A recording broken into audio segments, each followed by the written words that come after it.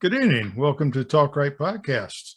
I'm your host, Wayne Stinnett, and with me tonight so far, just my co-host, Nick Sullivan, and our good friend, Nick Harvey.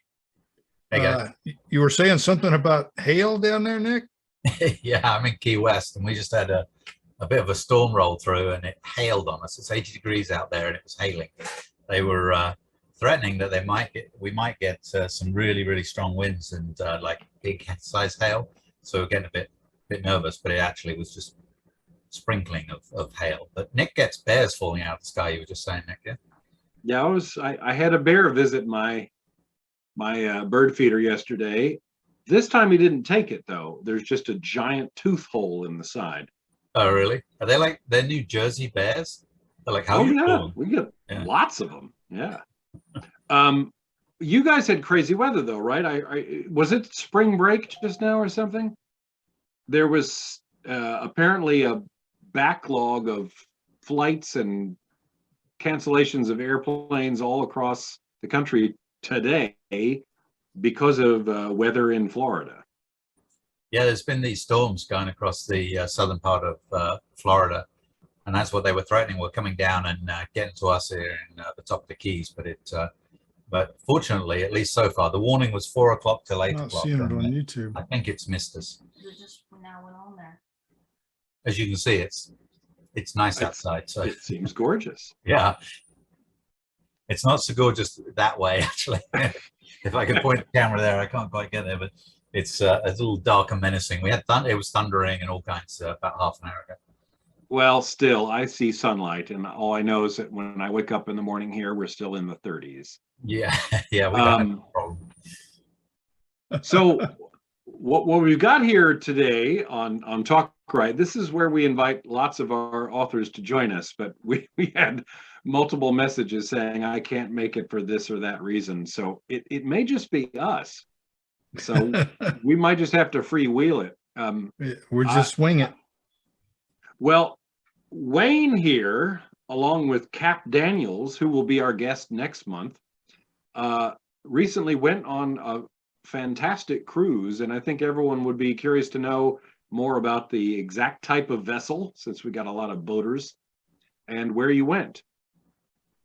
Oh, yeah. We had a great time.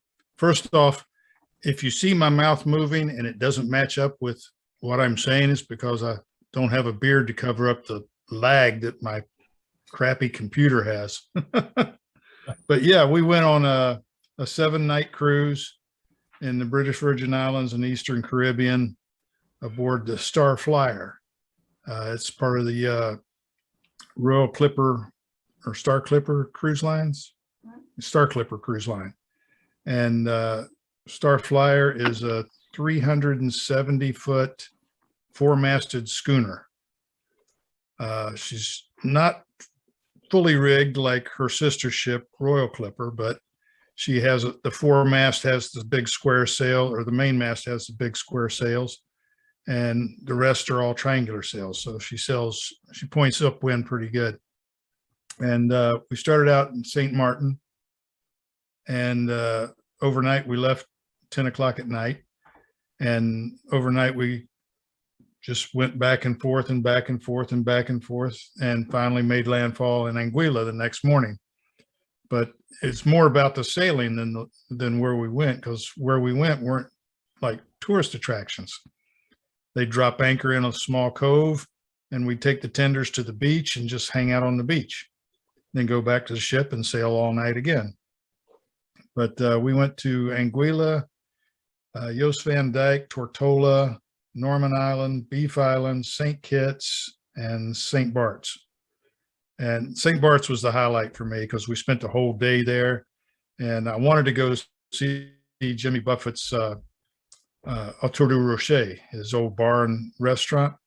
But somebody told me that, well, I knew it burned down back in the 90s, but somebody told me that they'd built an estate there now, and there just wasn't anything to see except some rich guy's house.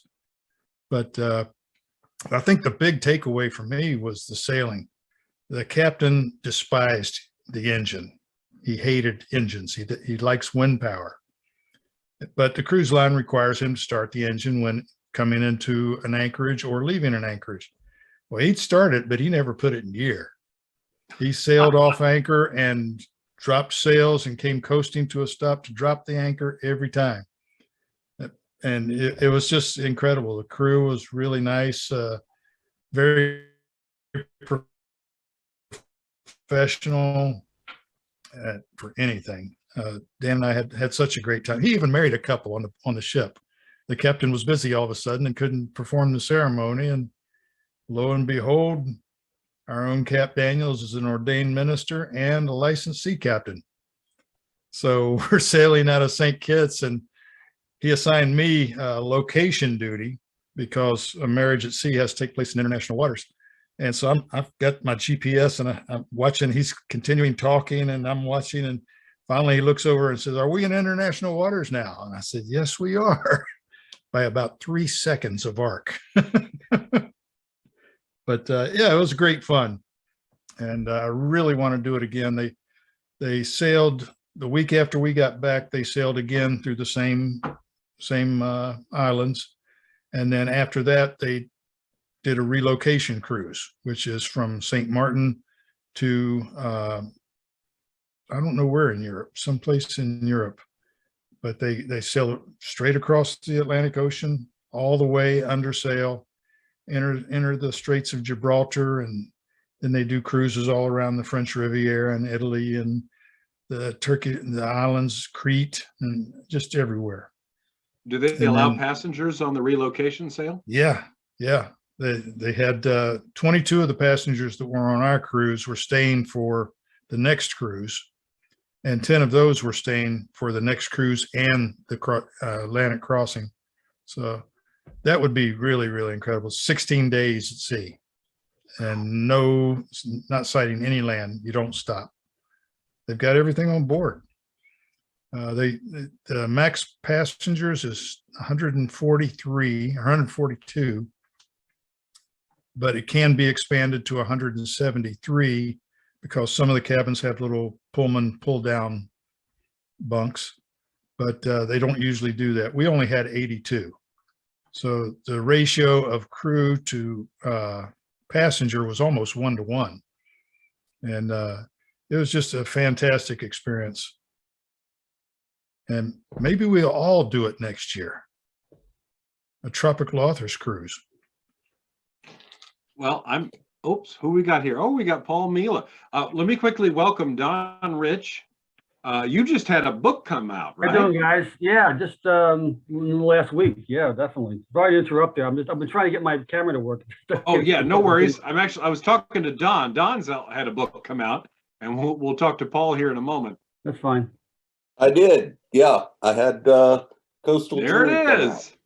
Coastal Yes. Jury. Yeah. And Good I work, saw a Dave. cool ad with a body in the water. that's actually a guy floating. I put the book over the guy's Panama hat as he was floating to make him look like a body. Yeah, well, I thought this guy seems to be enjoying his death. That's what I thought. I was gonna put a comment on there like, "What, you killed a sunbather?" What's going on? Hey, I'm good at killing off people. Yes, you are. I'm not saying anything bad about you, Don. You'll kill me again. Don't tempt me. Paul, did you get your camera worked out? Unfortunately, I can't seem to start the video here. Move your mouse around and you'll see a little pop-up menu on the bottom. Yeah. And you'll see a little camera icon with a red circle. Click on that and it should turn it on. Let's see. It says start video, but I can't seem to start it. Oh, wait a minute. There's another. Actually, okay, let's try that. Zoom cloud meeting. Let's try. Okay, let's start. Oh, start the video. Look at this. That was pretty funny. It seemed like when he tried to start his, he stopped everybody else's. Yeah. I'm sorry. I don't want to interrupt here. I'll just have to just kind of like tag along, and for some reason it won't start the video. I'm sorry. I don't know what's going on. No worries. The techno gremlins have gotten me. You're not the first to appear with just a name there. Jinx was just a picture. Well, so we've had Paul Mila join us. Paul sets a lot of his books in Cozumel, which is dear to my heart. Yeah. I should quickly point out that Eric Chance Stone, trop rocker and author, is currently in Cozumel and apparently listened to my narration of his audiobook that I'm still editing while in the pool.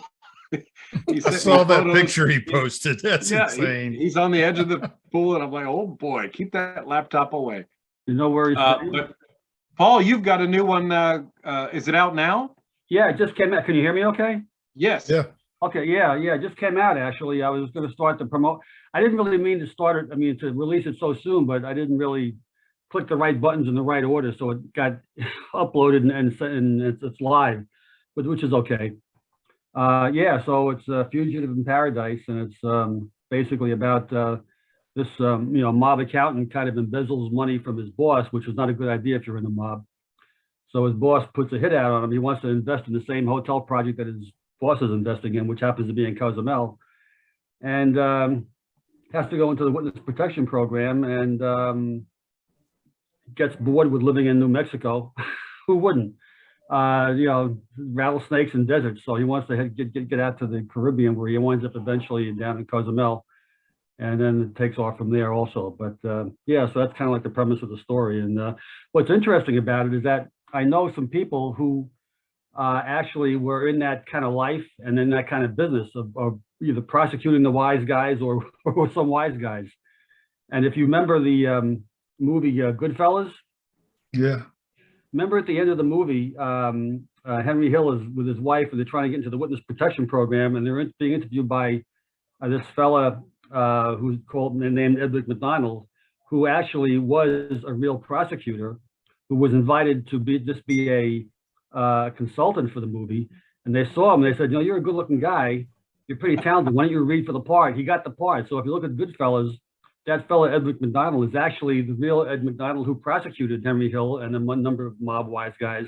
Happens to be a high school buddy of mine, so he kind of like appears in the book, and also gave me great technical Very advice cool. about what to say and what not to say, and what the terminology was and everything else, And then now we know why your video doesn't work. yeah, I better not start my. Anybody want to start my car for me? Anyway, and then.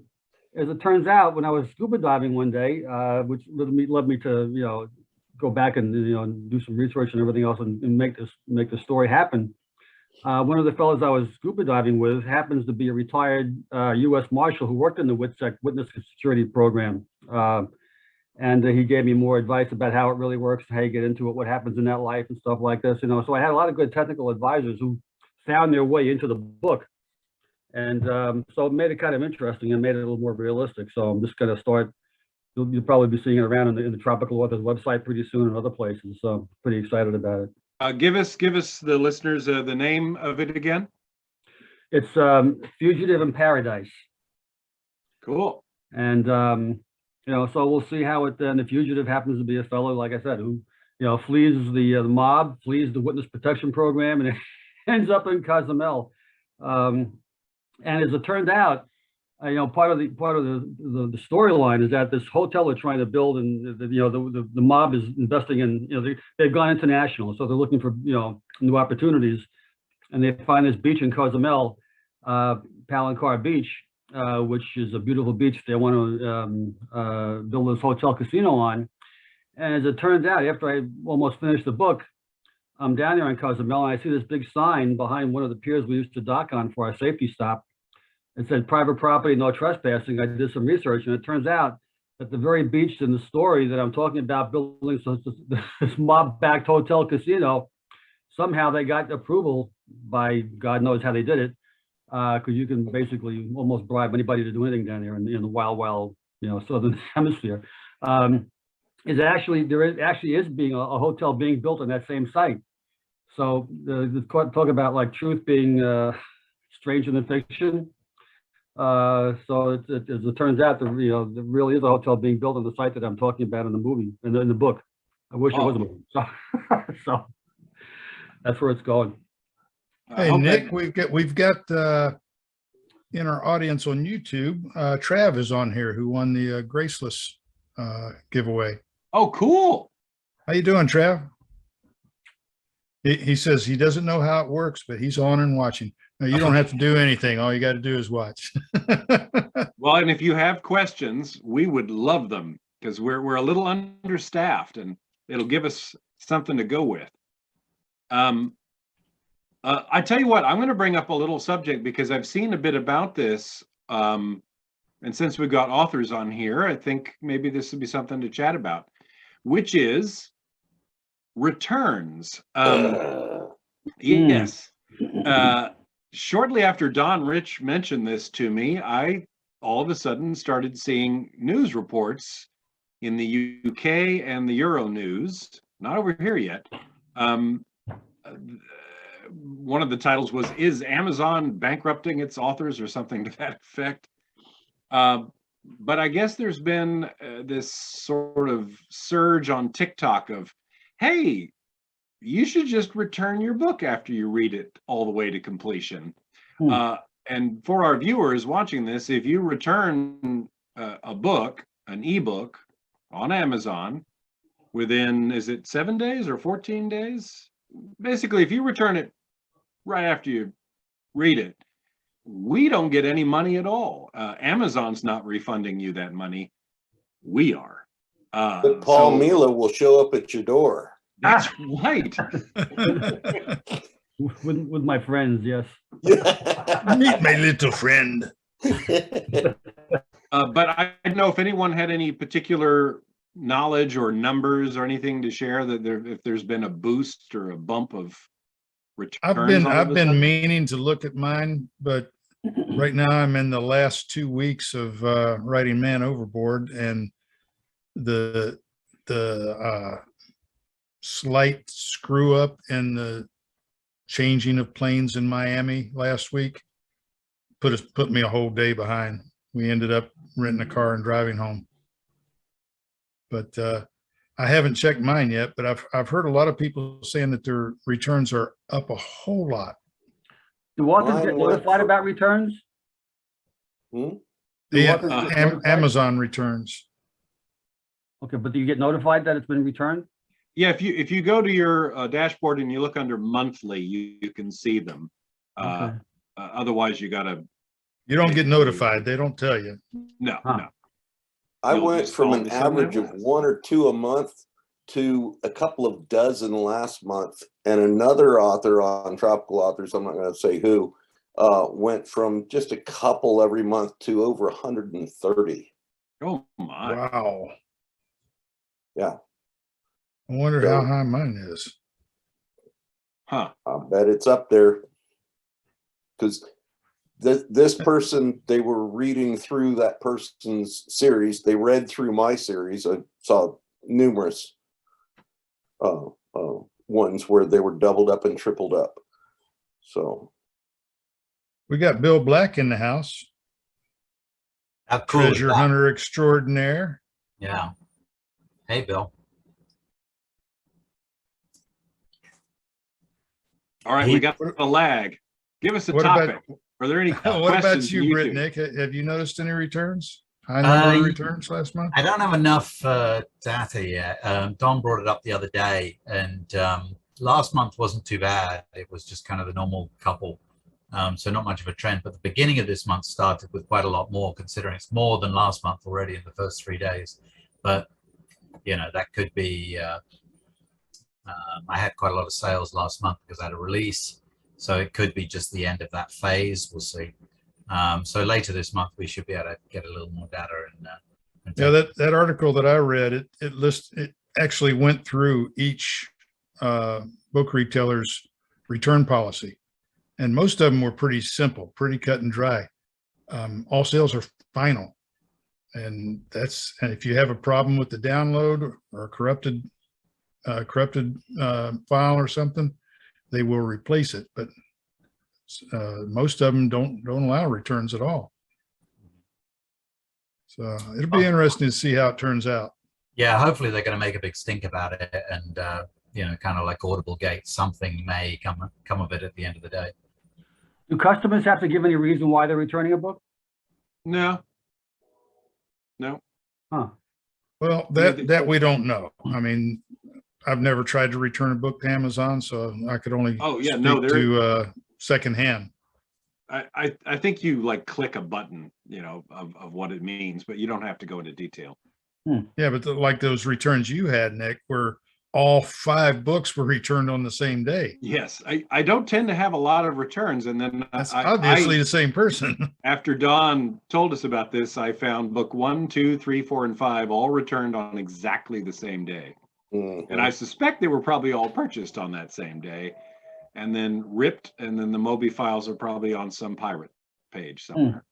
Yvonne Edwards asks if this is in reference to physical books or ebooks. We're Ebooks. talking about Kindle ebooks. Yeah, we're talking about ebooks, definitely. And this happens in the audio world too, just for our listeners here, that audiobooks can be returned. And it used to be, if it happened within a year, we would have the royalties taken out of our pockets and we wouldn't see the money even if someone listened to it. It's now 1 week. So you could listen to the book, return it, use the credit on the next book, listen to it, return it, et cetera, et cetera. So here's my request to anyone watching this.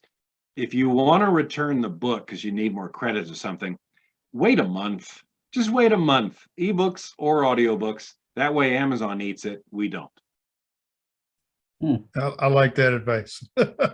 Unfortunately, you can't do that to my audiobooks on Audible because I don't have any. And I will say it's been 3 months now, and everything has now turned over, and I'm making just as much through Findaway as I was through Audible. Every bit as much. So it's not all in one basket. Findaway goes through 41 different retailers, probably more than that now. That was when I started a year ago. But I'm really happy. I sleep a lot better at night. So I've got a question for you guys. How many of y'all are doing hardcovers? This is my first hardcover. I just did this one, and I'm really impressed with it, and I like it. I like the quality of it. Of course, it's a little more expensive, but I've already had requests for some signed ones that are waiting on them to show up here. Are they doing author copies on hardbacks now? Because they weren't when they first came out. Yeah, this one, yeah, if you look, you can see it right there, the strip. Yeah, but that's different. So the proof. Okay, yeah, yes, they are doing author copies on those. okay, because they weren't at the beginning. I know Wayne, you were waiting for them to come up with that, right? So you could do signed ones and sell them. So I did a couple of hardbacks. I've got it on my first book, and at the time Spanish Bay Reef was coming out, so I did it on Spanish Bay Reef. And but I haven't been checking. I should have checked. If they're doing author copies, I wanted to get some to do some signed ones to sell. Yvonne asks how an ebook is returned, because her Kindle only holds so many. Rather than return it, all you have to do is touch the cover on your carousel and remove from device. That just puts it right back up in the cloud. You don't have to return it. You can just remove it from your device. Does that make sense? Yeah, and it'll still be in your library. So if you decide someday in the future, oh, I'd really wish I still had that, you do still have it. And then you can basically go and re-upload it to your device. We're getting a whole lot more questions on YouTube than we ever do. I know, I'm spending half my time chatting over there. So part of Yvonne's question, she was saying she has a limit of like 10. Well, that's probably because she's in Kindle Unlimited. So in Kindle Unlimited, you borrow the book. Yeah. You're not purchasing it. So we get credit for the pages you read of our book on Kindle Unlimited, and they max it at 10. So when you return one from Kindle Unlimited, when you're grabbing another book, that's not a return like we're talking about. It's fine. You just it's like taking it, think about it, taking it back to the library and getting another book. So. Good. And Bill Black asked about how much does that pay for most of my books, which are 70,000 words. I was making $1.30 to $1.40 for a complete read through Kindle Unlimited, which is okay if my books were priced at $2.99, but that's the same regardless of whether a book's priced at $2.99 or $9.99, the page reads pay exactly the same, which is one of the reasons why I left KU.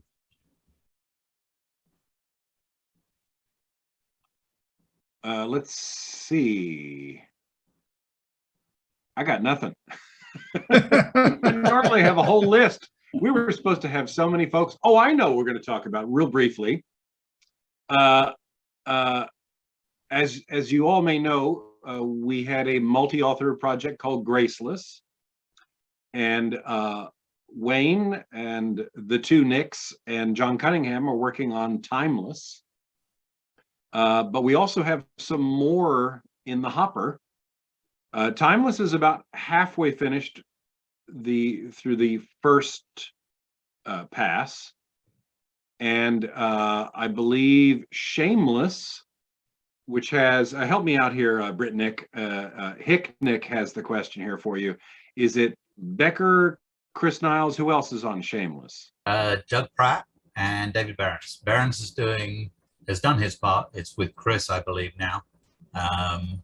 And then it goes, I think, Doug, then Stephen. Gotcha. Yeah.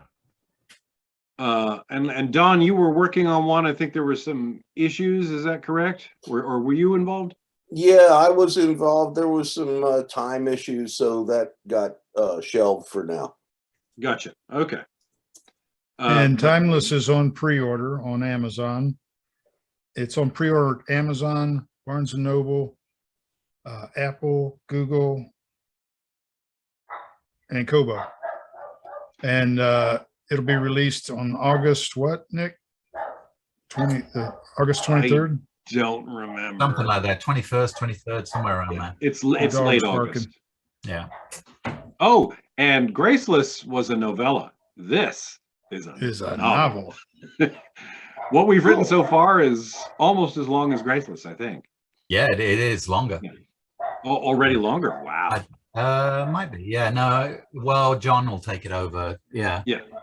Over that, but it's fun. I started it, and so I have the easy part because I just write whatever I want to write, and then they have to deal with it, which is it's this one. I definitely had a "you son of a bit" coming out of my mouth reading it. I was like, "Oh, how am I going to do this?" Yeah, well, we didn't want to do the same thing again, right? Just repeat Graceless, No. but we've got a protagonist that. What you mean, as in same as in easy to follow on to the next section? Wait till you get it, Wayne. You know we're on the air. What's the price of this one? 99 cents right now on pre-order. Yeah. Mm-hmm. Yeah, it'll go up obviously because it's full novel. It'll go up once it's released, but right now on pre-order, it's at 99 cents on all the platforms. Cool. Yeah. This is some feedback. I read Graceless. I really enjoyed it. I thought it was Oh, pretty thank good. you. I paid most of the attention to Nick's section on Cozumel because I wanted to make sure he got it all right. It was good. And Yeah. and they briefly visited your condo complex. That's right. Yeah, so it was fun. It was a fun read. Yeah, And for it the was seamless. The transitions Seamless. were seamless. hey, that's a good title. Trav asked a question on YouTube, says, how about have a contest in which a fan can win a cameo in the book? I did that on the cruise. I just did that too, actually. I've got a reader called Phil Giles has got a role in my next book that I'm writing right now. So once he won it, I informed him that he's not going to know whether he's a good guy or a bad guy until the book comes out. We Along could with do Cap that. Daniels and I, we had 6 of my readers, and they all knew ahead of time that one couple would be chosen at random to be characters in the next book. And the couple that won was Doug and Lynn Stebbins, right, Jordan? Yeah. And they're a husband and wife law firm, or they used to be. They're retired now. But in my next book, Cast Off, they will be lawyers specializing in maritime law in St. Bart's. So Perfect. Wow. I'm really looking forward to writing this. So that's a good subject. So you've done it before, Wayne. I know, Nick, you've got who's had cameos of of people they know, or used names of people they know in their books? I have. Yeah, I'm Oh, sorry. go ahead. Go No, ahead, this- Paul. I had a bunch in this one. I've only done, one or two in the past, but this time I had a whole bunch partly because I needed some expert people who knew what was going on, and they happened to fit, their backgrounds were dovetailed with the storyline, so I stuck them in. So I must have had like 10 people almost, maybe not 10, maybe 7 or 8 people who were actually real people, but whose backgrounds were suitable for the storyline, so that they kind of fit in seamlessly. It's been kind of a lot of fun. And what I found in the past is that if I've included somebody in a story like that, they are better salesmen than I am. So with the story, they'll sell 10, 20 copies to all their friends. You So, not only get your friends and family to buy the book, you get all your characters' friends and families to buy the book. Exactly. That's great marketing, dude. Yeah. It's more fun if you kill them. Hey, Yeah, I have It's a two. great threat. I have two friends who are writers themselves, who are my harshest beta readers, and they had so many notes for me on a particular book that I decided to put them both into the book and kill them. And then the next book, one of them he was right, and I took his notes, but it required such a rewrite. I created the Spanish version of his name and put him into that book and killed him again. Don, have In my you first have read book, I them? got tired of making up names. So in the second one, I asked all my Facebook friends, who wants to be in the book? And I got a whole bunch of responses. So I just made 2 lists, one male, one female. And as a new character came up, I just assigned that first next name in the list. And one by one, I had to get rid of all of them. Well, all except one. There's still one character from my second. Actually, she was in the first novel, and she's been in every single novel since then. A girl that lives used to live down the street from me. We went to high school together. But it's fun adding real people and real characters and real situations. You know what I did in this book is that at the end of the afterwards section, I said I have a little section called "Who's Who in the Cast," and I actually asked them to send me a photograph of themselves. And I have like a one-word, one sentence bio of them, who they are, whatever, with their picture in it. So their photos. We actually go into in the back of the book in the afterwards section. So we'll see how that turns out as far as future sales. Bill Black has offered anybody who wants to do research on treasure hunting that they can come down and work for him for free. I'm going to have to take you up on that, Bill. Just gotta say, that's just for the actually experience. kind of sometime. tempting. Yeah, that's Yeah, really hell yeah, it tempting. would be. Huh. Maybe I that should be a did group thing we do. I did a whole lot of diving right down along that whole treasure coast. Dove 8 or 9 of the 1715 fleet wreck. Mm. Of course, I didn't take anything. Well, since we're just freewheeling in here with our 5, let me ask something. Something I really wanted to do, but then COVID came along and kicked our butts, was the Key West Mystery Fest. But now, as I understand it, Wayne, the fellow that used to run it he's done very well for himself, and maybe he won't do one again.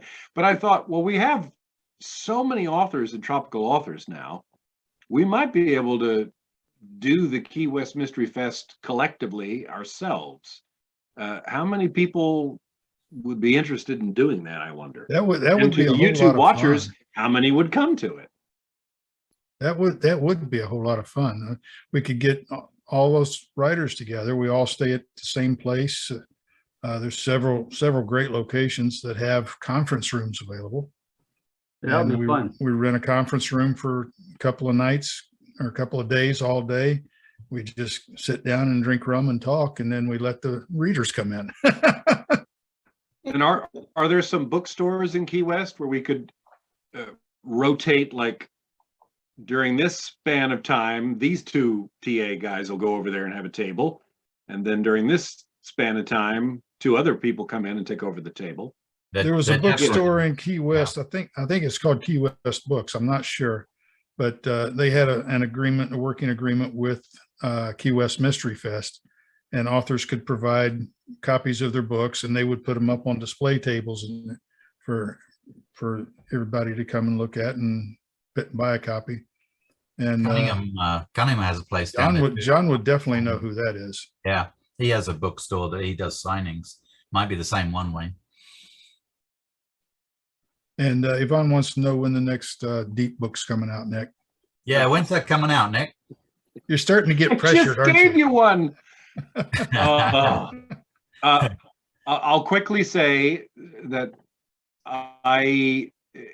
if you read Deep Focus, Boone and Emily spent a lot of time at the Little Cayman Beach Resort, and I have been talking to Michael Tibbetts, who is descended from some of the early Caymanites, and my next book's going to be set in Turks and Caicos, and I may be hanging out at a new resort by the same people that do Cobalt Coast and Little Cayman Beach Resort, and I don't have a plot yet. I need a plot before I can start, so soon.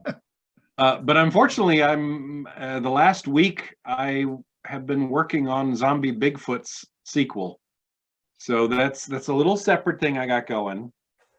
Because there's been some effort to get that done as a movie thing and get it into the hands of Bruce Campbell, and I need the sequel for that to work.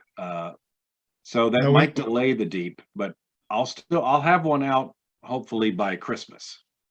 When you called me the other day to say that you might not be here tonight because you had a part to, and we're going to fly to Hungary and just leave us all in the lurch like this. You also mentioned that place on South Caicos, and it slipped by me at the time, but I distinctly remember you invited me to come with you. Well, it could happen. I mean, I could see how many units we get some authors there. Every single one of them would benefit them, and it wouldn't, we would all be spending money on their food and beer and dive trips and things. So Yeah, I'd look into it. And we could all write about it. Well, I'll check back with him. I told him because I thought I was going to Budapest. I was like, yeah, I'll talk to you in a couple of weeks. Yeah, let me know. June and July in is when it would be. If it's, even if it's not free, I mean, South Caicos is really cool. Yeah. I mean, it was just the lodging is what we're looking at, but everything else I'll pay for. And I'm probably gonna. They have these Newton boats, and they occasionally go over to Grand Turk Wall, and there's a place I want to stay on Grand Turk to do some of my research over there. I'm hoping they'll let me go over and dive the wall and then hop off, and then I'll just fly back at some point. But you realize if you need some Boone and Emily time, that in August they'll be in Timeless, and Yes. and actually in June when Rex of Key Largo comes out, which is my next AJ Bailey adventure, you'll get some Emily time, providing Nick signs off on what I've written about Emily so far. Yes. I promise I haven't killed her yet, but I won't, probably. So Jordan and I just finished Angels of the Deep. That was really, really good. Oh, cool. She has read all of my books now. She's working on yours. I And we're- finished them. You finished all of Hicknick's? Okay, now she's working on Britt Nick's. thanks, And, Jordy. she is she's turned into a readaholic. Okay. She didn't read 10 books all through school. And now that she's in college, she's reading 30 books a year. Jordy will like my Nora series, I think. Something tells me Jordy will like Nora. And you I just love had Nora. Nora. Oh, go ahead. Go ahead, Don. No, I love Nora. That last book was just incredible. Thank you. Nora appears in my Deep Focus book, and I got to say, writing her was the most fun. She is. She's great fun to write. What is that? She says, Faye Fan. Yeah. Finn. Yeah. My narrator, Kim Breton, has it down. She has a friend from Norway, and Oh, really? calls her up whenever I write anything Norwegian in there. And in the last one, she has this rant that she does in the police car, and the detective is looking at her like, I don't think I want to know what you're saying. And Kim did it really, really well. I think she recorded her Norwegian friend saying it and then just did it. Do we have any more questions from the YouTube they are channel? blowing by so fast. There's Nick, one you probably person, got a better handle on them. Nick, there's one person asking when they're going to get their signed copy of Deep Devil that you promised them. Who's that? Tell them, however they contacted me before, reach out and do it again. I'm more than happy to fire those off. Yvonne's asking if any of us know Randy Wayne White. She met him a couple of weeks ago, apparently. We're Oh, wow. Facebook friends, but I've never met him. Yeah, she went to a signing at Doc Ford's in St. Pete and met him. Said he's a nice dude. Pat says Timeless is on order. Good man. Oh, Or lady, Pat, sorry. I'm not sure. There's no, the icon says P, so I'm not sure. Sorry. But nice person, Pat. Thank you. And Pat, I shouldn't get that wrong because Pat also says that they're now working on Britnick's books. So thank you again. Let's see what else we got. Bill. And we only have about 35 other tropical authors for y'all. Yeah. And we're adding more. Yeah. We're gaining traction with some of the retailers too. They're asking questions. Yeah, I'll throw this out there just for viewers. One of the ways that a lot of us make money every once in a while is Amazon will reach out with offers to put our book in Prime Reading, which is something I've only had happen 2 or 3 times. And Tropical Authors had been out and was getting some buzz, and then all of a sudden, apparently 17 of us got emails offering to put books in Prime Reading all at the same time. So I think Tropical Authors is under the microscope somewhere, and that's what we were hoping I kind for. of put a bug in Shay's ear. He's a son-in-law of the guy that sold me the Rite of Passage, but he works for Amazon, and I put a bug in his ear about the Tropical Authors, and he started reading some of our books, and he's read all of mine, he's read all of yours, and all of Harvey's, and he's a real fan of the tropical author movement, and I think that had something to do with it. Oh, I wonder if the timing. When was that? I think that was in August or September that happened. We were talking about it. I guess it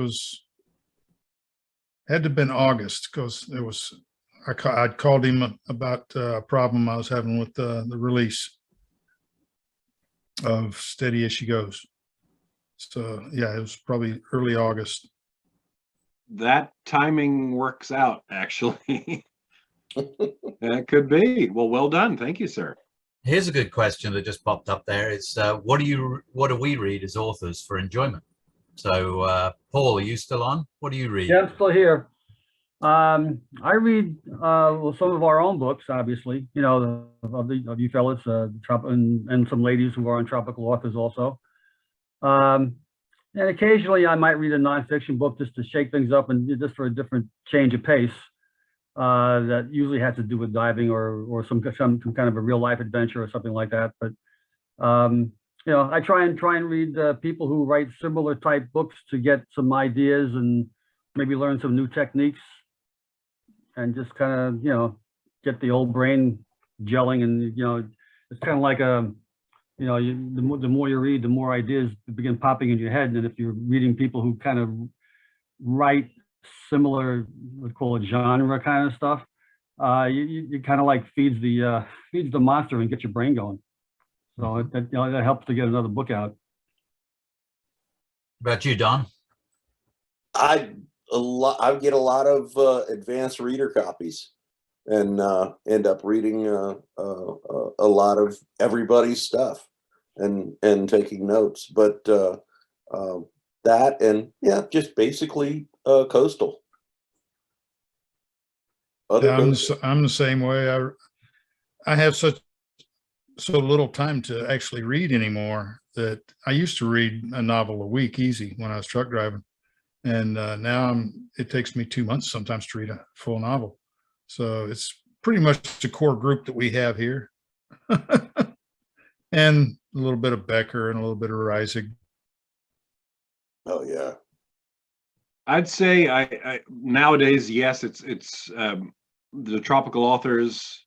I also have some friends of mine who were actors like myself, who COVID basically shut them down completely.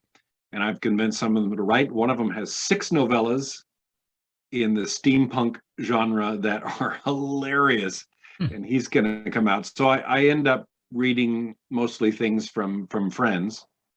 But I do enjoy, I read Devil in the White City recently, and oh, it was so good, about the, I can't remember the year, but it was a World's Fair in Chicago, and there was a serial killer there and assassinations, and it's crazy what happened during that. I read that book. Yeah, it was a great book. And every once in a while I'll read some fantasy because I used to be interested in that. And I know a guy who's friends with Robert McCammon, who's sort of, I think he's better than Stephen King, but he's just doesn't have the popularity, and he's got some really good writing. But honestly, 9 times out of 10, I'm reading a tropical author book. Yeah. The group we get, as Don said, we get so many beta copies from the other authors. You kind of reading through that stuff, I find a lot of the time, and then I try and pick something in between. I read a lot of World War II historical fiction and non-fiction, which I like a lot. I'm actually reading Andrew Mayne's Sea Storm at the moment, which I really enjoyed his first 2 books, in a very similar vein to a female protagonist, very similar to Hicknick and my books, I feel like. She's a underwater investigator for the police in Florida. And I thought they were really good, the first 2. And the third one here is Sea Storm. And to be honest, it's really disappointing. I don't, I mean, he's big. He puts out a lot of books in a lot of different genres and stuff like that. I'm not sure if he's using ghostwriters or what have you. If he is, he switched them for this one because it's like, I don't know, it feels like somebody else wrote this book, quite honestly. It's not as crisp and clean as the others. It's a cruise ship one, right? Yeah. Something. Yvonne asks a really good question, and I'm going to let Jordan answer this one. So you have to speak up. Cool. Do you guys remember all your books? Like, do you know what scenes in which book off the top of your head? No. That's why I have a Jordan. How did Don Rich have that book ready to go? You have to say something, Don, so that your picture. There you go. Here's can you see it now? Yes. Did it come up? Yeah. I can remember the early books, but after about the 10th one, 8th or 10th one, my memory's fuzzy on all the others. I remember the scenes, but I don't know what book they're in. And sometimes I just have to do a file search. Yeah. I know a couple of keywords or a key sentence, and then I'll search all my files for it. And oh, it's in that book. Okay. And Don is holding up a giant binder that says book details. Yeah, it's huge. And Wayne mentioned this idea a while back, and I just started writing everything down. that is incredible. Wow. It was your idea. Yeah. I was going to pay somebody to do that. You want the job, Don? Not me. What that is called location. is a series Bible. And in a series Bible, you have all the details as they occur throughout the entire series. And with a series Bible, Susie's hair or Susie's eye color doesn't change from blue to green 10 books later, which I've been guilty of. I left a granddaughter out. Jesse's got a granddaughter. I forgot. I have 2 little anecdotes about it. So the way I write, and usually write sequentially, although I do split timelines a lot of the time. Sometimes I'll go down one timeline and write it all and then go back. So, but I don't keep going back and reading what I've already written. So I write all the way through, and when I get to the end, I do a read through where I do all my major editing. And sometimes when I'm reading through the book that I've just spent the last 2 months writing, I come across a scene and I'm like, oh, this is good. I forgot I wrote this. And I'll do that. And it's like, damn, that's pretty good. yeah. No, fortunately, wrote normally, that? it's promising, but it's like, oh, cool. I completely forgot about that. And then the other thing is, we were talking earlier about putting characters, people we know, names in books. Well, in Valley of the Rays, I decided I was going to put in all my schoolmates and stuff, names in there, and friends from when I was young. And I'd combine them. So I'd use a first name of one and a second name of another. And there was one character called Tamsin. And people always want to say Tasman because that's more common, but her name was Tamsin. And I went to school with her. And so she was one of the characters, and she actually turned out to be quite a nasty character. And I hadn't thought about her in years. It was just a name that stood out on Facebook about a month ago. She reached out in this group that's from the school I went to in England and said, hey, I didn't know you were an author and everything else. I'm like, yeah, actually, I put you in one of my books. And I told her that she was in Neptune's Wall, so she should get it and read it. Because I forgot she's not. She's in Valley of the Rays. So, you should have gotten 5 or 6 books out of her first. Yeah, exactly. So hopefully I've got 2. At some point she's going to come back to me and go, well, that was all right, but I didn't see me in it. What's going on? Oh, you've got to read Valley of the Rays. Yeah. So I'll tell her. All right, we have some more questions. How many people base characters, like combine 2 or 3 people that you've met? Oh, yeah. Oh, yeah.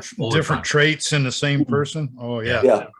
Yeah. I mean, I've met so many people, really strange and exotic people when I lived in the Keys and down in the Caribbean, that, yeah, I can morph a whole bunch of people together into one. I worked in a Broadway show called Newsies, and there were a group of us who were, we were the antagonists to the Newsies, so we called ourselves the Oldsies. I've kept in touch with all of them, and in the Zombie Bigfoot sequel I'm working on, I have a group of people that go out and monster hunt, not really intending anything other than drinking beer and having a reason to go out together.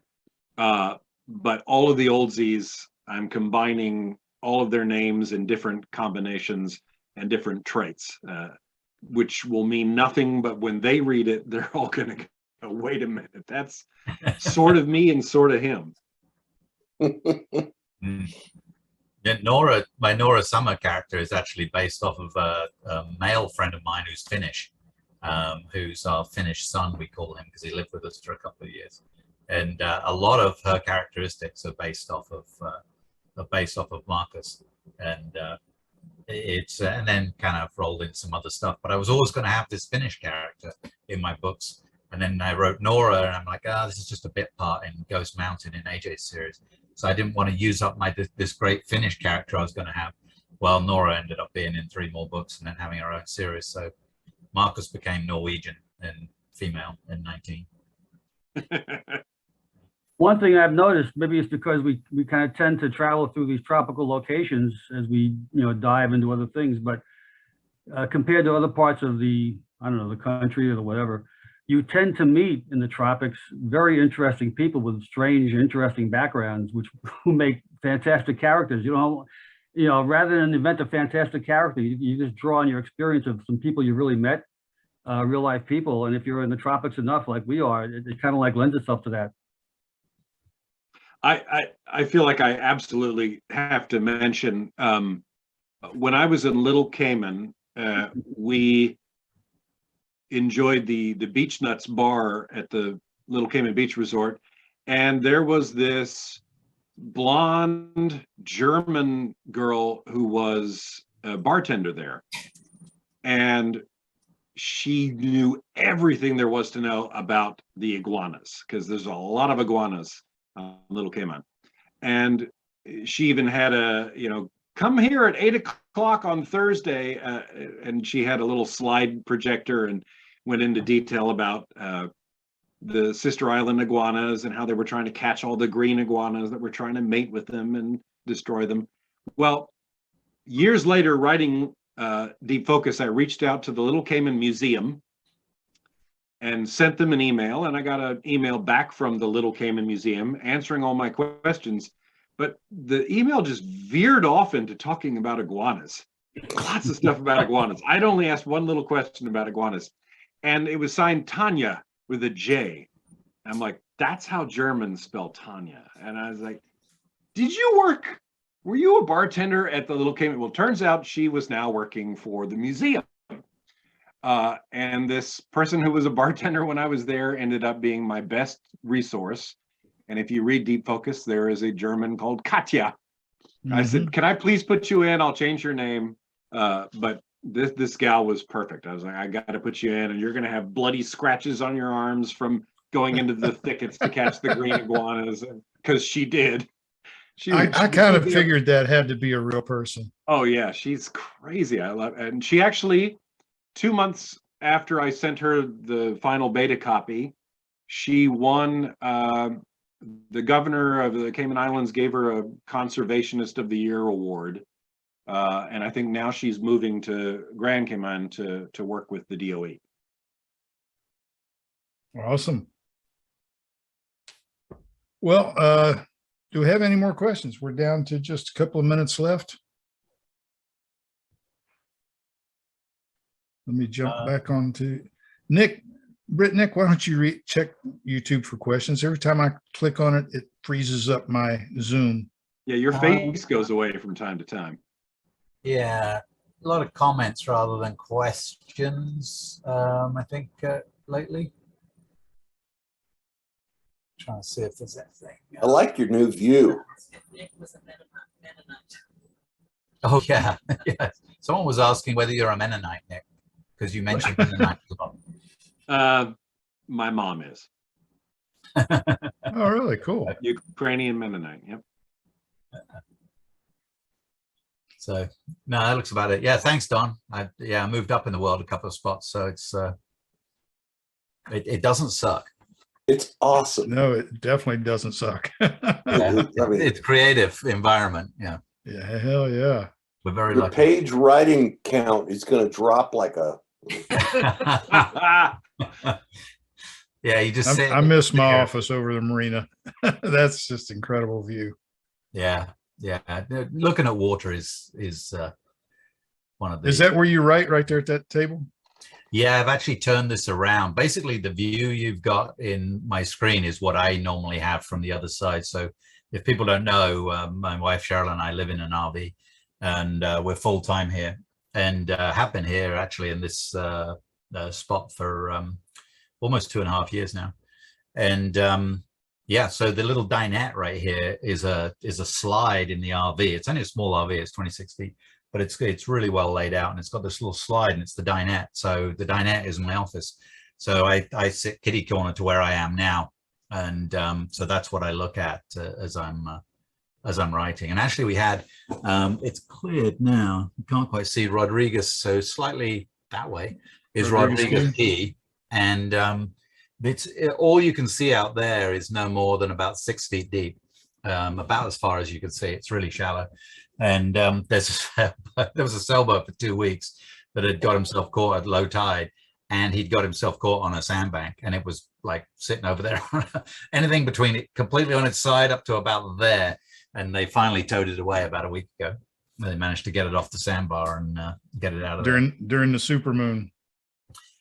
It's probably what got it caught. Yeah, we've had quite a few king tides, so it catches them out.